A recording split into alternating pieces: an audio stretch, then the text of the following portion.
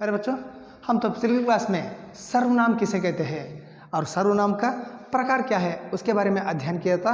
सर्वनाम का अर्थ है संज्ञा के बदले उपयोग करने वाला शब्दों को हम क्या कहते हैं, सर्वनाम कहते हैं। और आपको मैंने बताया सर्वनाम का उदाहरण भी दिया था। सर्वनाम किसे कहते हैं, वे, आप, मैं, हम, तुम, आप, इस तरह आने वाला शब्दों को हम क्या कहते हैं, सर्वनाम कहते हैं। और सर्वनाम में वहाँ आपको 6 प्रकार बताया था। पुरुषवाचक सर्वनाम, पुरुषवाचक सर्वनाम में 3 प्रकार होता है, उत्तम पुरुषवाचक, मध्यम पुरुषवाचक और अन्य पुरुषवाचक सर्वनाम।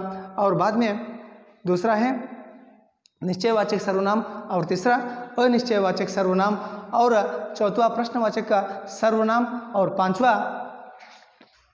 संबंधवाचक सर्वनाम और छठे निजवाचक सर्वनाम। ये सभी भी आपको मैंने बताया था। वहाँ पुरुषवाचक में आने वाला 3 सर्वनामों को भी मैंने आपको बताया था। उत्तम पुरुषवाचक किसे कहते हैं, मध्यम पुरुषवाचक किसे कहते हैं और अन्य पुरुषवाचक किसे कहते हैं। उसके बाद निश्चयवाचक सर्वनाम के भी बारे में हम तो पिछली क्लास में अध्ययन किया था। अब आगे अनिश्चयवाचक सर्वनाम के बारे में अध्ययन करेंगे। अनिश्चयवाचक सर्वनाम किसे कहते हैं बच्चों, देखिए यहाँ किसी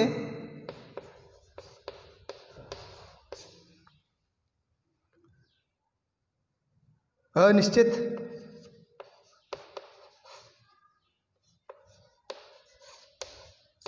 व्यक्ति, वस्तु या घटना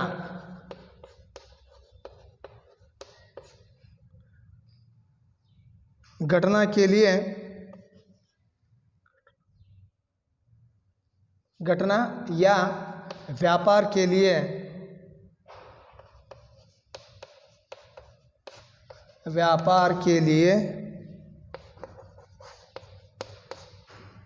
प्रयुक्त होने वाले सर्वनामों को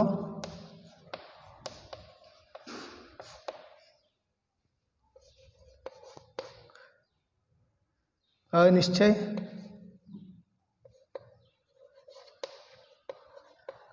सर्वनाम कहते हैं। उदाहरण के लिए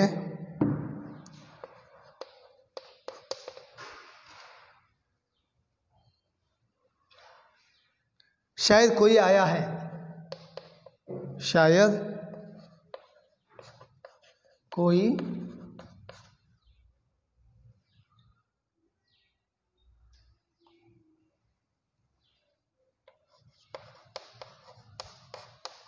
आया है। उसी तरह दूध में कुछ गिरा है,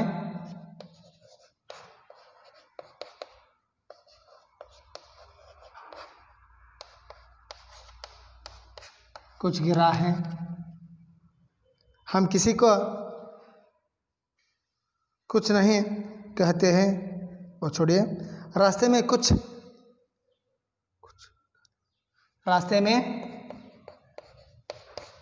कुछ खा लेना,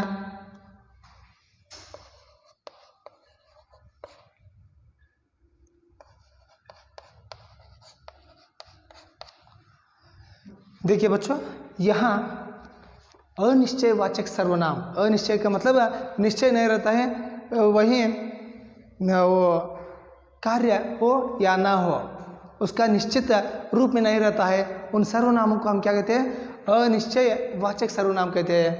किसी अनिश्चित व्यक्ति, वस्तु या घटना या व्यापार के लिए प्रयुक्त होने वाले सर्वनामों को हम क्या कहते हैं, अनिश्चयवाचक सर्वनाम कहते हैं। उदाहरण के लिए शायद कोई आया है। देखो आपको घर में कोई भी आ गया तो हम क्या कहते हैं, शायद कोई आया है। आया और नहीं आया उसका पूरा निश्चित रूप हमको मालूम रहता है नहीं रहता है, इसलिए शायद कोई आया है। और दूध में कुछ गिरा है, आप पीने वक्त क्या भी गिर रहे तो आप क्या कहते हैं, दूध में कुछ गिरा है। दूध देख लेते हो, आप कहते हैं शायद इसमें क्या भी गिरा होगा, इस तरह आप बोलते हैं ना। उसका निश्चय यही वस्तु गिरा है उसका पता नहीं रहता है, तब आप क्या कहते हैं, शायद दूध में कुछ गिरा है। उसी तरह रास्ते में कुछ खा लेना, देखो आगे वो बताता है कि आपका देर होने पर आपका माँ बाप क्या आपको क्या कहते हैं, रास्ते में कुछ ना कुछ खा लो। निश्चित यही वस्तु को आपको खाने के लिए नहीं बताते हैं ना, उसे हम क्या कहते हैं, रास्ते में कुछ खा लेना। आपको यही खाने के लिए नहीं बताते, शायद कुछ भी आपको बोलते हैं ना, उसे हम क्या कहते हैं, रास्ते में कुछ खा लेना। इस सर्वनाम को हम क्या कहते हैं, ಅನಿಶ್ಚಯವಾಚಕ ಸರ್ವನಾಮ कहते हैं। ಮಕ್ಕಳೇ ಇನ್ನೊಮ್ಮೆ ನೋಡ್ರಿ, ಇಲ್ಲಿ ಅನಿಶ್ಚಯವಾಚಕ ಸರ್ವನಾಮ ಅಂದ್ರೆ ಇಲ್ಲಿ ಯಾವುದೇ ಒಂದು ಅನಿಶ್ಚಿತವಾದಂಥ ಒಂದು ವ್ಯಕ್ತಿ ಆಯ್ತು, ವಸ್ತು ಆಯ್ತು, ಘಟನೆ ಅಥವಾ ವ್ಯಾಪಾರಕ್ಕೆ ಉಪಯೋಗಿಸುವಂತಹ ಸರ್ವನಾಮಗಳಿಗೆ ನಾವೇಳ್ತೀವಿ ಅನಿಶ್ಚಯವಾಚಕ ಸರ್ವನಾಮಗಳು ಅಂತೀವಿ। ಉದಾಹರಣೆಗೋಸ್ಕರ ಶಾಯದ್ ಕೊಯ್ ಆಯ ಹೈ, ನಿಮ್ಗೆ ಗೊತ್ತಿರಲ್ಲ ಯಾರ ಬಂದಾರ, ಆದರೆ ಯಾರು ಬಂದಾರ, ಇವರ ಬಂದಾರ ಅನ್ನೋದೇನಿರಲ್ಲ, ಗೊತ್ತಿರೋದಿಲ್ಲ। ಆವಾಗ ನಾವೇಳ್ತೀವಿ ಯಾರ ಬಂದಾರ, ಯಾರು ಬಂದಾರ ಅನ್ನೋದು ಗೊತ್ತಿಲ್ಲ, ನಿಶ್ಚಯವಾಗಿ ಇವರ ಬಂದಾರ ಅನ್ನೋ ಕೇಳಕ್ಕೆ ನಮಗೆ ಗೊತ್ತಿರಲ್ಲ, ಅಂಥ ಒಂದು ಸರ್ವನಾಮಗಳಿಗೆ ನಾವೇಳ್ತೀವಿ ಯಾರ ಬಂದಾರ ಅನ್ನೋ ಒಂದು ಪ್ರಯೋಗ ಮಾಡುವಾಗ ನಾವು ಉಪಯೋಗಿಸುವಂಥ ಶಬ್ದಗಳಲ್ಲಿ ಈಗ ಏನಂತೀವಿ ನಾವು ಅನಿಶ್ಚಯವಾಚಕ ಸರ್ವನಾಮ ಅಂತೀವಿ। ದೂದ್ ಮೇ ಕುಚ್ ಗಿರಾ ಹೈ, ಹಾಲಿನೊಳಗೆ ಏನೋ ಬಿದ್ದಿರ್ತೈತಿ, ಆ ಹಾಲಿನಾಗ ಯಾವ ವಸ್ತು ಬಿದ್ದೈತಿ ಅನ್ನೋದು ಗೊತ್ತಿಲ್ಲ, ಏನೋ ಒಂದು ಬಿದ್ದಿದೆ, ಅದು ಏನು ಬಿದ್ದೈತಿ ಗೊತ್ತಿಲ್ಲ। ರಾಸ್ತೆ ಮೇ ಕುಚ್ ಖಾಲೇನಾ, ನೀವೇನಾದರೂ ಶಾಲೆಗೆ ಲೇಟಾಗಿ ಬಂದಾಗ ನಿಮ್ಮ ಒಂದು ಪಾಲಕರು ನಿಮಗೆ ಹೇಳ್ತಾರೆ, ಮಕ್ಕಳೇ ದಾರಿ ಒಳಗೆ ಏನರಪ್ಪ ಅಂಗಡಿ ಒಳಗೆ ಏನಾರು ತೊಗೊಂಡು ತಿನ್ನು, ನಾಷ್ಟಾ ಸತಿ ಮಾಡಿಲ್ಲ, ಹೋಗೋತ್ನೊಳಗೆ ಏನರ ತಿಂದು ಹೋಗು ಅಂತ ಹೇಳ್ತಿರ್ತಾರೆ, ಆದರೆ ಏನು ತಿನ್ನು ಅಂತ ಹೇಳಿರಲ್ಲ। क्या करो, रास्ते में कुछ खा लेना, ಏನಾರು ತಿನ್ನು, ನಿನಗೇನು ಮನಸ್ಸಿಗೆ ಪಸಂದ್ ಬರ್ತೈತಿ ಅದನ್ನೇನು ಮಾಡು, ತಿನ್ನು ಅಂತ ಹೇಳ್ತಾರಲ್ಲ, ಅಂಥ ಒಂದು ಉಪಯೋಗಿಸುವಂಥ ಒಂದು ಸರ್ವನಾಮಗಳಿಗೆ ನಾವೇಂತೀವಿ ಅನಿಶ್ಚಯವಾಚಕ ಸರ್ವನಾಮಗಳು ಅಂತೀವಿ। ಇನ್ನೂ 10 ಹಲವಾರು ಬರ್ತಾವೆ ಮಕ್ಕಳೇ। ಈಗ ಮುಂದಿನ ಒಂದು ಸರ್ವನಾಮ ನೋಡ್ರಿ, प्रश्नवाचक सर्वनाम। चौथा है प्रश्नवाचक सर्वनाम।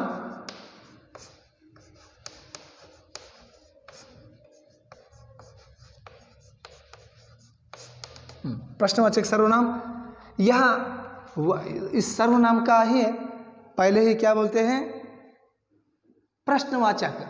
इसमें एक उसका डेफिनेशन ही क्या है, इसका जवाब आप सबको भी मालूम हो सकता है, उसका उत्तर भी आपको मालूम होता है। यहाँ हर कोई भी वस्तु स्थिति सबके बारे में भी प्रश्न पूछने वाला सर्वनामों को हम क्या कहते हैं, प्रश्नवाचक सर्वनाम कहते हैं। लिखिए, जिन सर्वनामों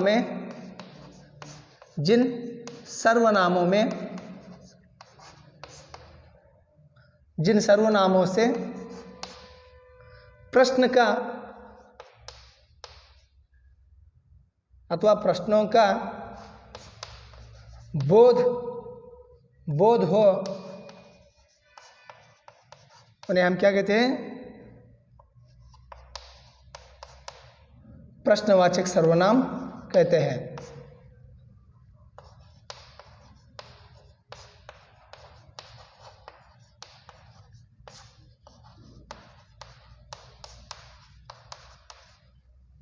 यहाँ उपयोग करने वाला कुछ शब्द है, कौन, कहाँ, कब, कैसे, क्यों आदि।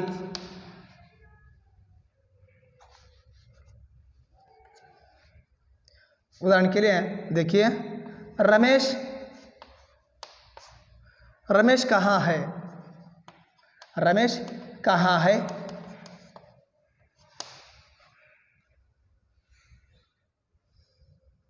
तुम कौन हो,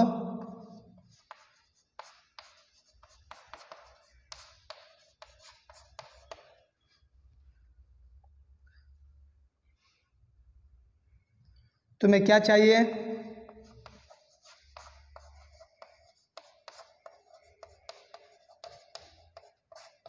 इस तरह प्रश्न पूछने वाला सर्वनामों को हम क्या कहते हैं, प्रश्नवाचक सर्वनाम कहते हैं। बच्चों, जिन सर्वनामों से प्रश्नों का बोध हो, उन सर्वनामों को हम क्या कहते हैं, प्रश्नवाचक सर्वनाम कहते हैं। ಯಾವ ಒಂದು ಸರ್ವನಾಮಗಳಲ್ಲಿ ಪ್ರಶ್ನಾರ್ಥಗಳನ್ನ ಹುಟ್ಟುವಂಥ ಒಂದು ಸರ್ವನಾಮಗಳಿರ್ತಾವೆ, ಅಂಥ ಸರ್ವನಾಮಗಳಿಗೆ ಏನಂತೀವಿ ಮಕ್ಕಳೇ, ನಾವು ಪ್ರಶ್ನವಾಚಕ ಸರ್ವನಾಮ ಅಂತ ಕರಿತೀವಿ। ಉದಾಹರಣೆಗೆ ಇಲ್ಲಿ ಕೆಲವೊಂದಿಷ್ಟು ಪದಗಳನ್ನ ಉಪಯೋಗ ಮಾಡ್ತೀವಿ, ಇನ್ನೂ 10 ಹಲವಾರು ನಾವು ಕೆಲವೊಂದಿಷ್ಟು ಅಷ್ಟೇ ಹೇಳಿದ ಮಕ್ಕಳಲ್ಲಿ, ಕೌನ್, ಕहाँ, ಕಬ್, ಕೈಸೆ, ಕ್यों, किसने, किसको, इसरा आदि शब्द यहाँ आते हैं। इन सर्वनाम को हम कहते हैं प्रश्नवाचक सर्वनाम कहते हैं। रमेश कहाँ है? रमेश ಎಲ್ಲಿದ್ದಾನೆ? तुम कौन हो? ನೀನು ಯಾರು? तुम्हें क्या चाहिए? ನಿನಗೇನು ಬೇಕು? ಅನ್ನೋ ಒಂದು ಪ್ರಶ್ನಾರ್ಥಗಳನ್ನ ಕೇಳುವಂಥ ಒಂದು ಸರ್ವನಾಮಗಳಿಗೆ ನಾವೇನಂತೀವಿ ಅಂದಾಗ ಮಕ್ಕಳೇ ಅವು ಪ್ರಶ್ನವಾಚಕ ಸರ್ವನಾಮ ಅಂತ ಕರಿತೀವಿ ಮಕ್ಕಳೇ। आगे देखिए आपका 5वां सर्वनाम है संबंधवाचक सर्वनाम। संबंधवाचक सर्वनाम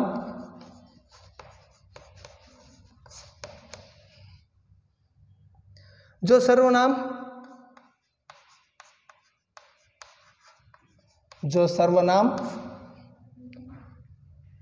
शब्दों से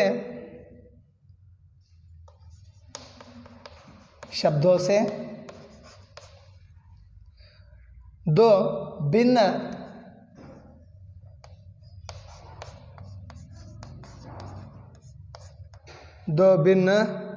बातों का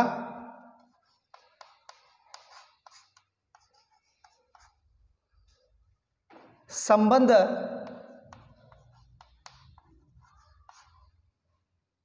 प्रकट होता है,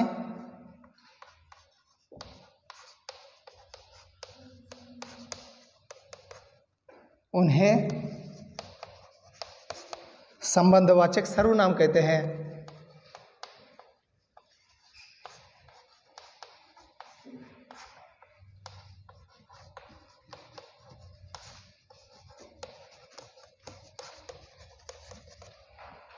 उदाहरण के लिए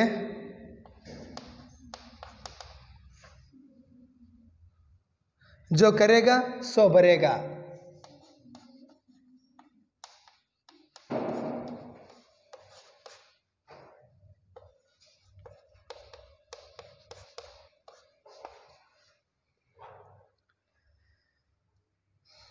जिसकी लाठी उसकी पेट।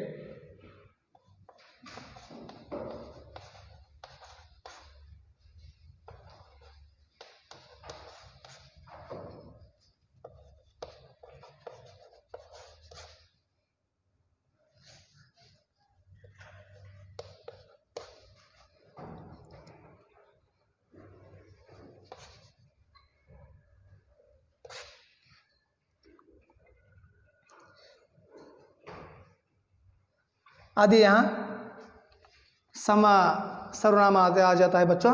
यहाँ देखिए जो सर्वनाम शब्दों से दो भिन्न बातों का संबंध प्रकट होता है, उन सर्वनामों को हम क्या कहते हैं? उन सर्वनामों को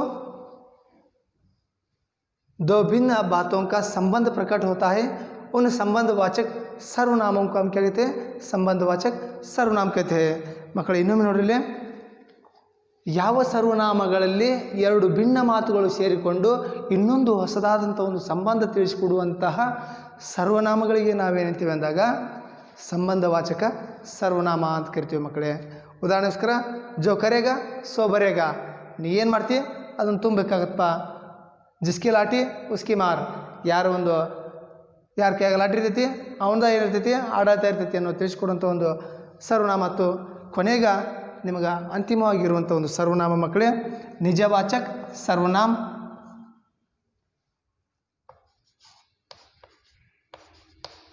निजवाचक सर्वनाम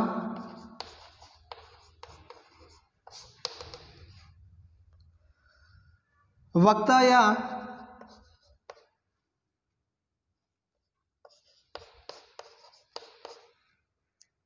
लेखक स्वयं अपने लिए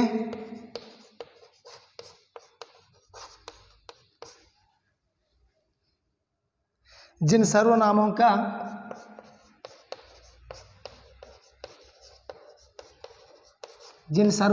का प्रयोग करता है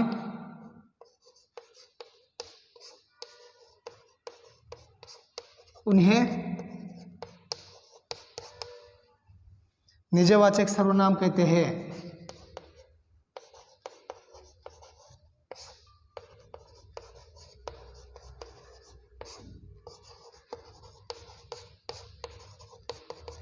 उदाहरण के लिए यहाँ उपयोग होने वाला शब्द आप, स्वयं,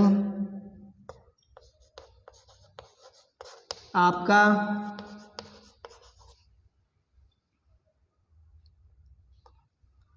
अपना,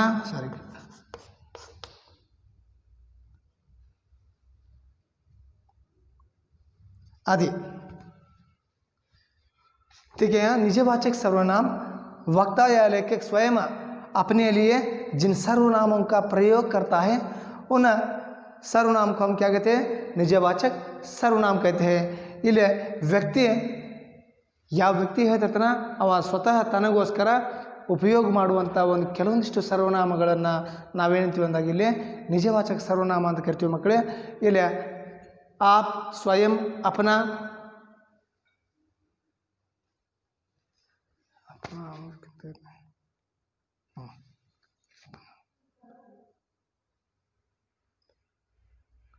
या क्षमा कीजिए आप नहीं आता है क्योंकि आपका मतलब दूसरे व्यक्तियों के बारे में बोध होता है, इसलिए क्षमा कीजिए. स्वयं, अपना और स्वतः आदि शब्द यहाँ उपयोग होता है बच्चों. देखो, वक्ता या लेखक स्वयं अपने लिए जिन सर्वनामों का प्रयोग करता है उन्हें हम क्या कहते हैं? निजवाचक सर्वनाम कहते हैं. ಇಲ್ಲಿ ವ್ಯಕ್ತಿ ತನಗೋಸ್ಕರ ಉಪಯೋಗಿಸುವಂಥ ಸ್ವಂತಗೋಸ್ಕರ ತಾನೇ ಪ್ರಯೋಗ ಮಾಡುವಂಥ ಒಂದು ಕೆಲವೊಂದಿಷ್ಟು ಸರ್ವನಾಮಗಳಿಗೆ ಏನಂತೀವಿ ನಾವು ಮಕ್ಕಳೇ? ಇಲ್ಲಿ ನಿಜವಾಚಕ ಸರ್ವನಾಮಗಳಂತೀವಿ. ಸ್ವಯಂ, ಅಪನ, ಸ್ವತಃ ಅನ್ನೋದು ಶಬ್ದಗಳ ಒಂದು ಸರ್ವನಾಮಗಳಿಗೆ ನಾವೇಂತೀವಿ? ನಿಜವಾಚಕ ಸರ್ವನಾಮಗಳಂತೀವಿ ಮಕ್ಕಳೇ. ಅದಕ್ಕೆ ಉದಾಹರಣೆ ನೋಡ್ರಿ. ಈಗ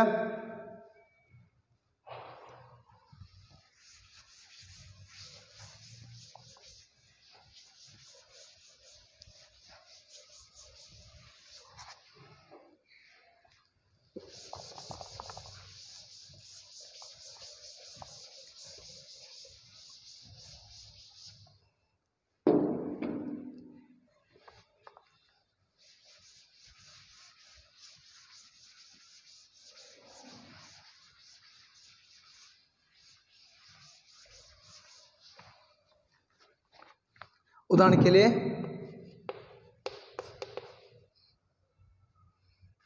मैं अपना काम स्वतः करता हूं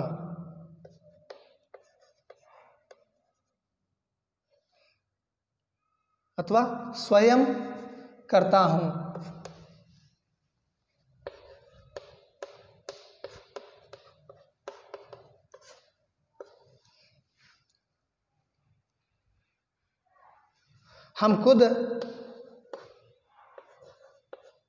हम खुद ही इधर आ गए.